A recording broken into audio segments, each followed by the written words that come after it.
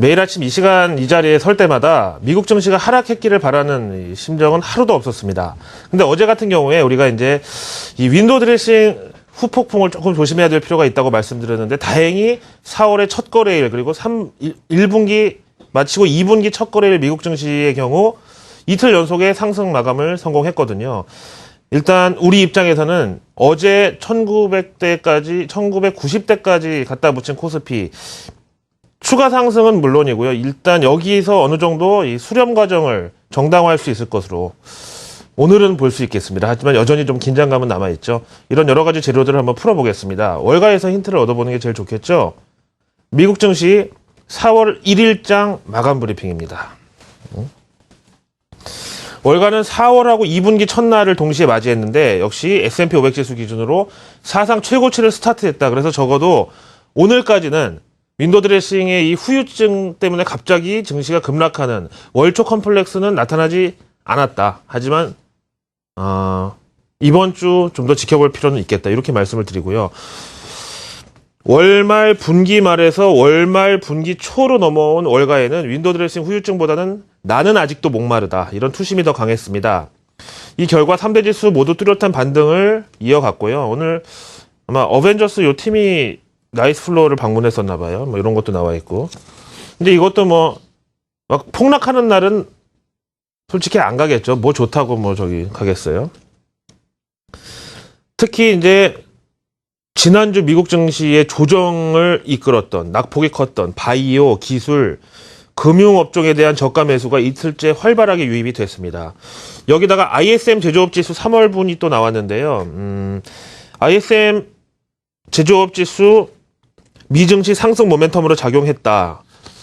나와 있는데 도대체 얼마나 좋았길래 윈도우 드레싱 후유증도 잊어버리게 만들었었나? 아니면 또 그 반대였나? 한번 보실까요?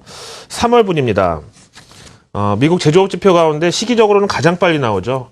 4월 1일 날 바로 나왔으니까요. 일단 헤드라인 넘버가 53.7 나왔어요. 예상치에는 못 미쳤지만 전월 대비해서는 조금 좋아졌습니다.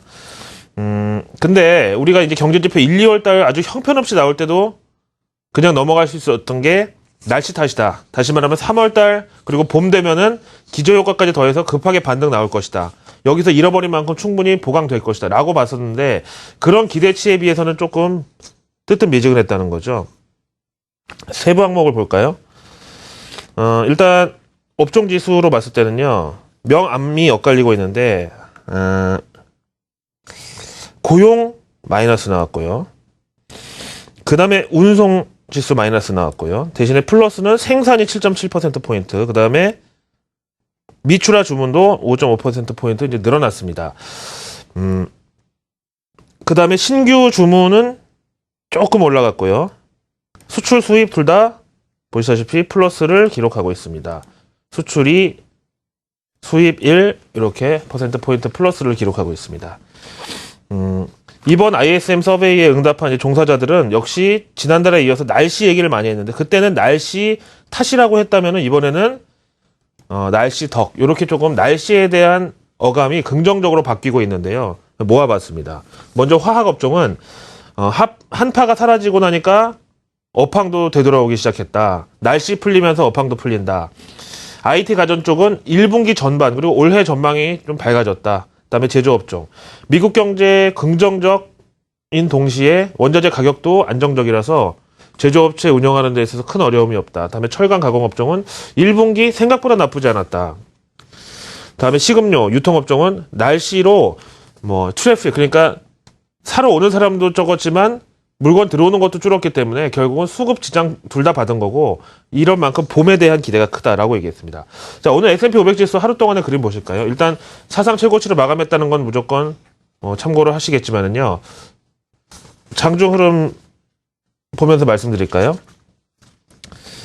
일단 개장하고 조금 달라진 점은 ISM이 10시에 나왔는데 그때 일시적으로 조금 하락했다가 다시 반등이 이제 나오기 시작을 했거든요. 저 오픈하고 나서 오른쪽으로 지금 화면상에서 한 3cm 옆으로 간 게 이제 ISM 나오고 나서 다시 반등 나온 건데 누가 봐도 객관적인 지표 호전이라기보다는 왜냐하면 예상치를 못 미쳤잖아요.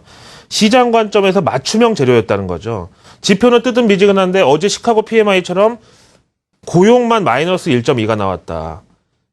전일 제닛 옐런 연준 의장 연설에서 다른 건 몰라도 고용만큼은 아직도 우리가 구원의 손길이 필요하다. 특단의 대책이 필요하다. 이렇게 얘기한 데 대해서 일맥상통했다는 거죠. 만약에 ISM 서비스업 지수가 아주 좋았거나 아니면 고용이 완전 플러스 막 한 10%포인트 상승으로 나왔으면은 오늘 미증시 상승에 있어서는 조금 어려움도 있을 수 있었겠죠.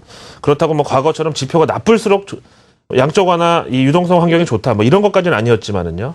그 다음에 지난 옐런 연준 의장의 6개월 발언이 신임 연준 의장, 초보 연준 의장의 실수였다라는 이제 얘기가 있었는데 또 일각에서는 고도의 계산된 이런 워딩이었다. 뭐 이런 얘기 있었죠. 두 번째 실수라고 해야 되나요? 뭐 제목에 일단 그렇게 나와 있으니까요. 어제 제넷 옐런이 연설에서 여러 가지 이제 얘기를 하면서 특히 고용에 대해서 역설을 했는데 도대체 실수라는 게 뭐냐면은요. 이 고용에 대해서 이제 연설하는 자리에서 실제 실업자 3명의 이름을 언급하면서 사례를 제시했었거든요. 근데 이 뭐 세 사람 다 충분히 능력이 있는 분들인데 아직 임시직 아니면 일자리가 없다고 한다. 이런 지가 꽤 됐다 그런다. 이렇게 언급을 했습니다. 우리도 이제 뭐 정치인들이나 어떤 뭐 언론인이 TV에 나와가지고 뭐 서울 신길동에 사는 뭐 42세 뭐 김씨 뭐 김 누구누구 씨는 뭐 현재 뭐 3개월째 뭐 실업 상태입니다. 뭐 이런 거 많이 하잖아요. 그래서 요 세 사람을 예를 들면서 이름까지 다 얘기하고 이렇게 했는데 연준 의장이 이렇게 직접 언급한 사람이 있잖아요. 바로 뭐 곧바로 취직돼가지고 TV에 나와서 연준이 일자리를 만들어줬어요. 우리 가족은 뭐 이제 행복을 되찾았습니다. 땡큐 연준 뭐 이렇게 미담이 되면 이게 당시 이제 의도했던 시나리오가 가장 일치하는 이상적 결과인데 어제 연설 이후 하루 만에 밝혀진 사실이 뭐냐면 그중에 3명 중 2사람이 각각 마약하고 절도로 유죄 판결을 받았던 전과자였다네요. 참, 뭐, 요거는 뭐, 해프닝일 수도 있고, 뭐, 그럴 수도 있지만, 이걸 보면서 드는 생각이, 앞으로 이 미국의 실업률이 좀 추가 하락에 있어서 한계에 달하지 않았나.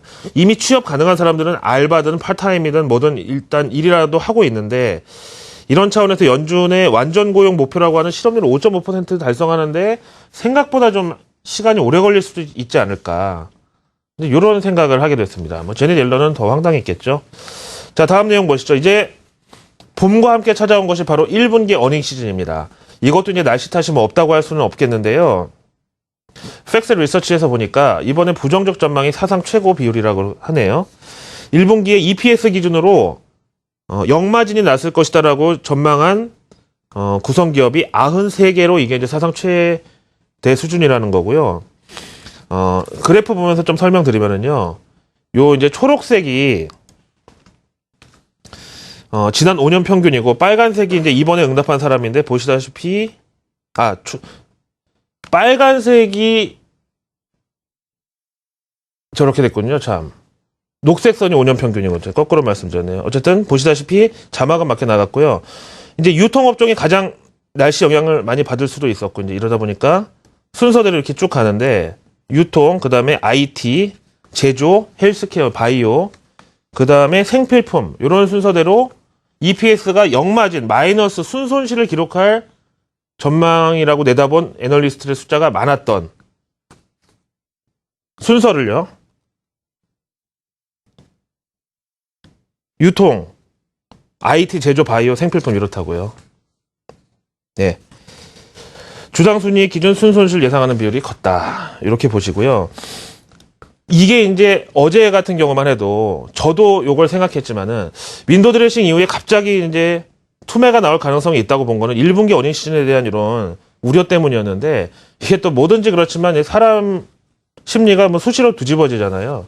월스트리트저널에서 해서 오늘 이거를 오히려 또 반대로 본다는데요. 한번 드러나 보실까요?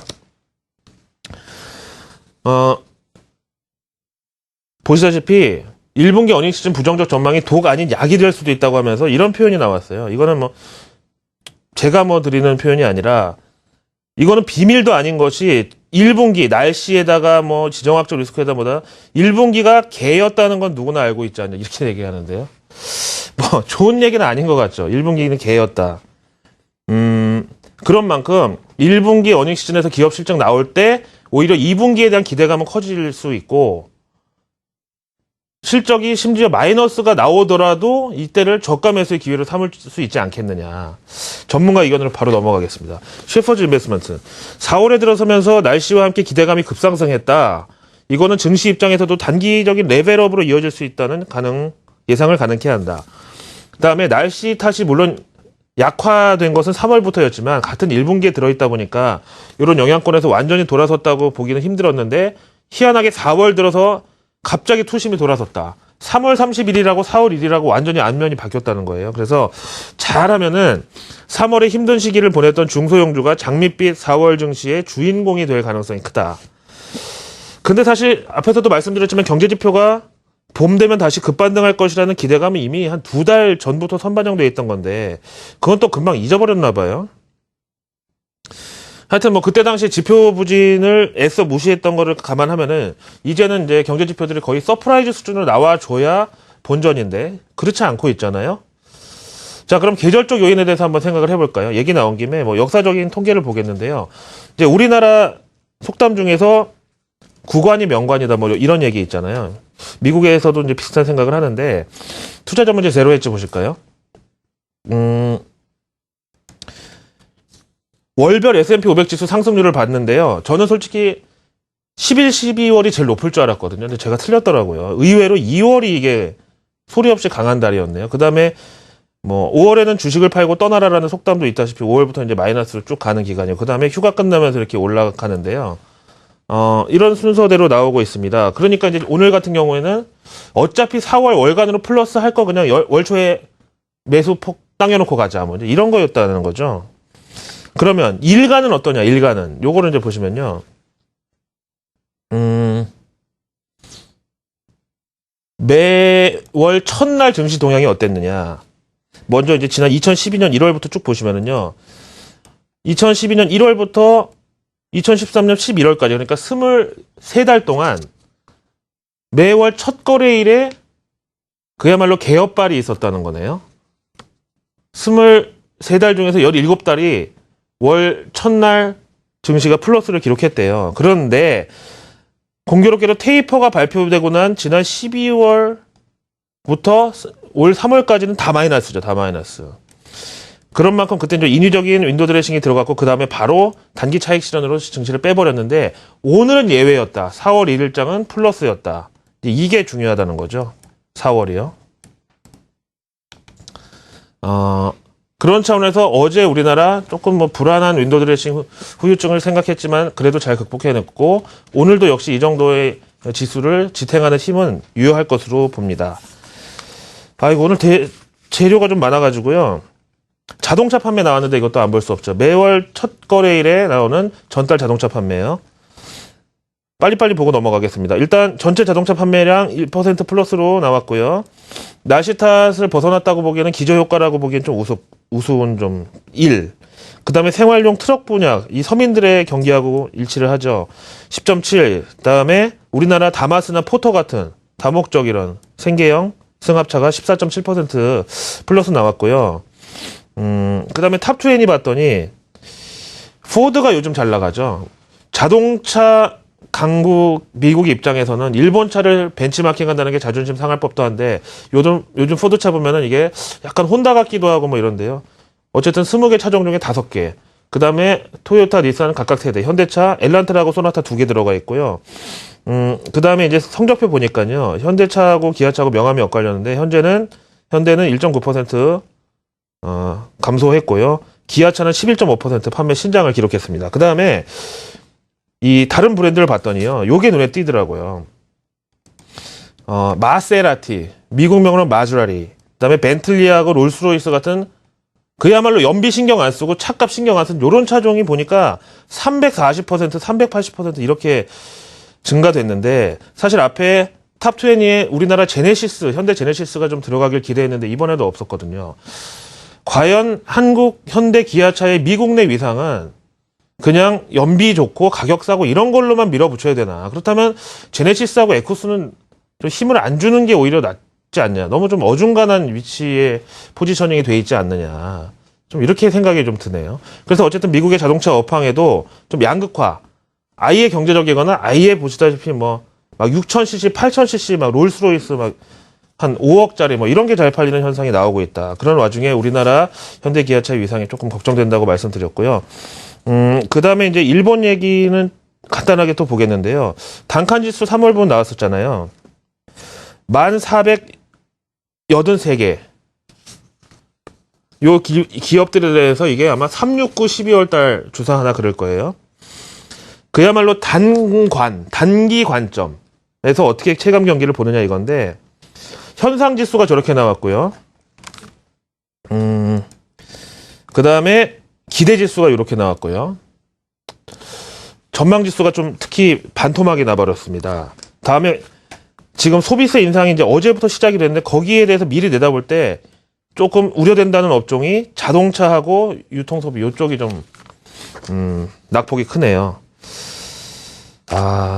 니온게이자의 평가 바로 들어보시겠습니다. 기업들이 이제 소비세 인상 때문에 경기에 봄바람을 못 느끼고 있다는데, 97년도 소비세 한번 인상했다 그때 결과가 아주 험악했었죠. 그때보다 오히려 기업들의 지금 두려움이 더 크다고 하고, 그 다음에 업계에서는 이런 의견도 있습니다. 한자로 호반영인데요. 호순환 참.